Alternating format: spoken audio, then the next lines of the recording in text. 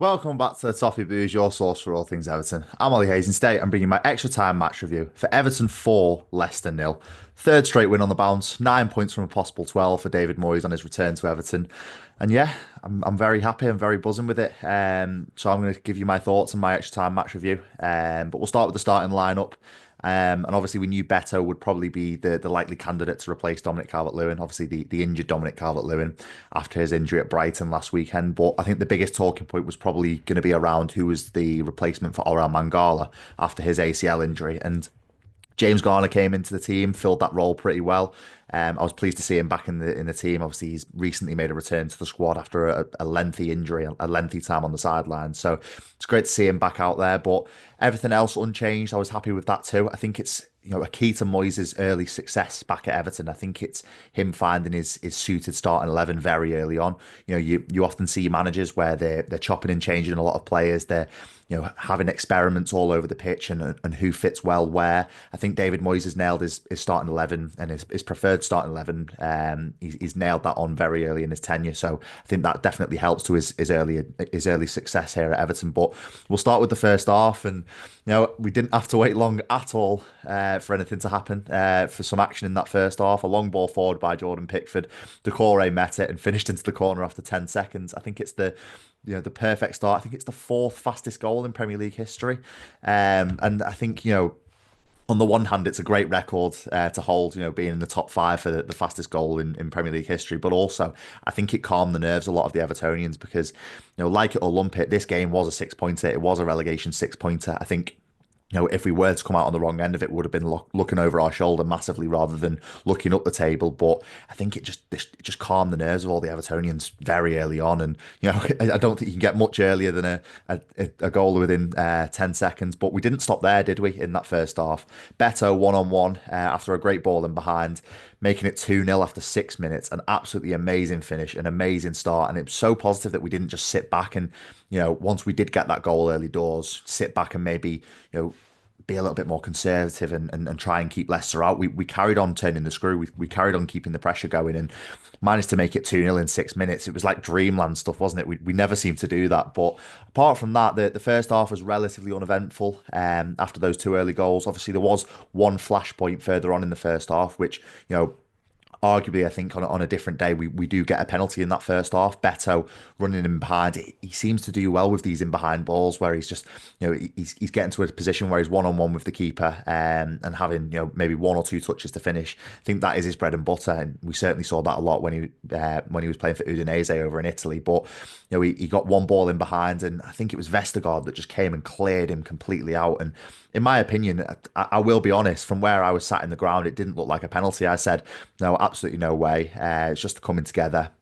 But then watching it back on second glance, it was 100% a penalty, in my opinion. And on a different day, we do get a second penalty in 2 weeks there. But again, it does seem to be the story of Everton's season most years that, once they give us a penalty, that they're not quick to give us another one. But that being said, I do think the referee got that one wrong and it should have been a penalty and would have been an opportunity to make it 3-0 very early in that second half. But as I said earlier, the first half was relatively uneventful from that. Leicester didn't really trouble us at all. I think they had one shot where they skied it into the Gladys Street end, but apart from that, it was uneventful until first half stoppage time. James Garner getting the ball in midfield after a good flick from Idrissa Gana-Gueye, an absolutely amazing pass into Beto. I can't reiterate enough how good that pass is. I've watched it about 10 times back.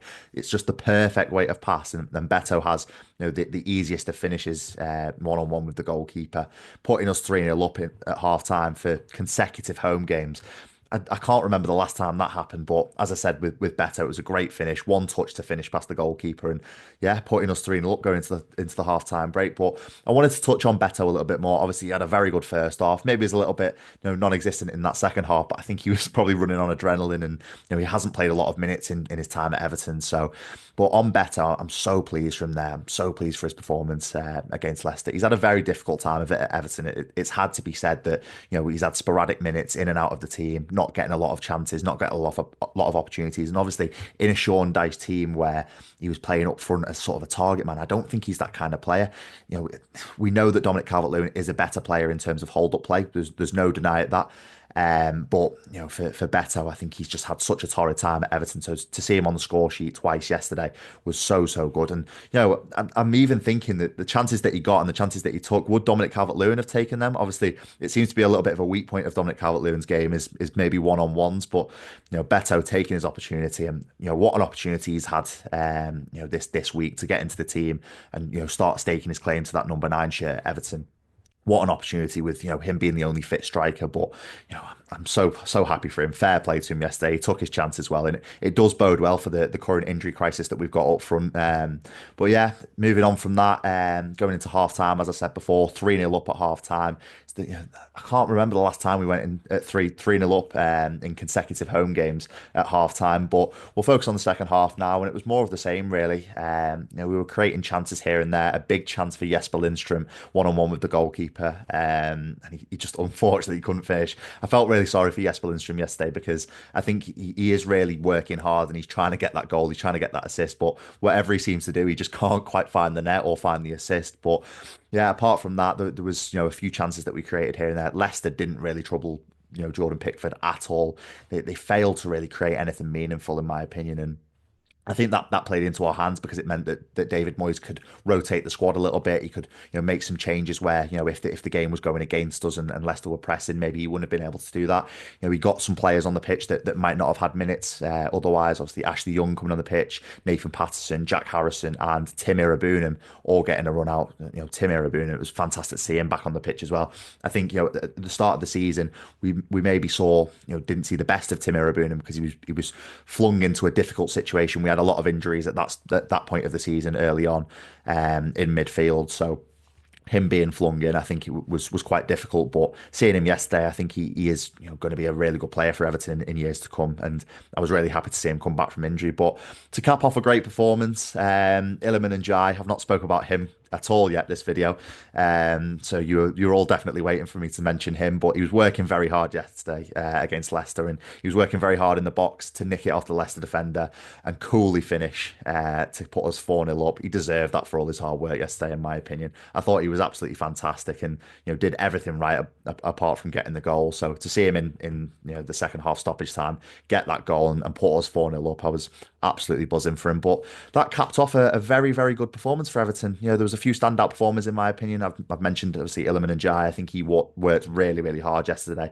Maybe he didn't get the fruits for his labour all through the game, but getting that chance late on and taking it so coolly, he deserved that massively. But James Garner, I've mentioned him.